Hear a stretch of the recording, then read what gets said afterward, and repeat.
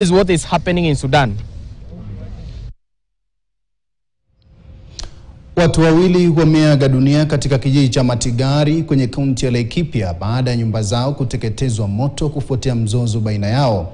Mmoja alioaga dunia ni Stephen Lukiri Ekero, baba wa watoto 4 ambaye ni mwelekezi wa watalii katika mbuga ya wanyama ya Masai Mara. Naarifa kwamba alikuwa ametembelea familia yake baada ya kuliacha gari lake mjini Nakuru.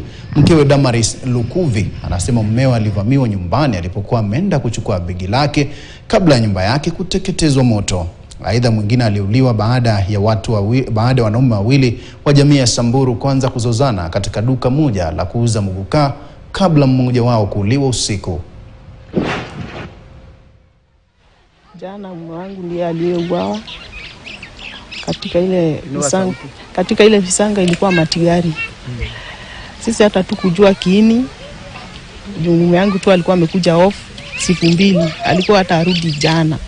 Sasa Kenya walikuwa wanataka kwa mimi, nikamwambia Kenya mgoka mwenyewe sina, imeisha. Alafu story vile nilikuwa nasikia wakiwa wanapiga kelele, nikamwambia watoke nje, mimi sitaki kelele ya mtu yeyote.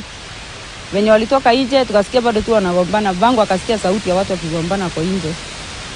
Akakimbia, venye alikimbia akakuta watu tayari wameshashikana.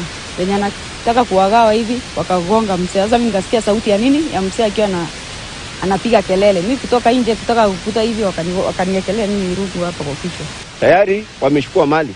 Tayari watoto wameshomewa vitabu, vitambulisho, ma certificate, au wazazi saizi wanalia. Na kama jamii ya Waturkana wataendelea kuadhirika na kuna viongozi, basi kesho wale ambao watakuwa wamebakia watajipanga na hesabu yao, kwa sababu hatutanyamaza maovu yakiendelea. Katika taarifa ambayo inafungamana na hiyo ni kwamba wakazi wa kaunti ya Kakamega wameendelea kulalamika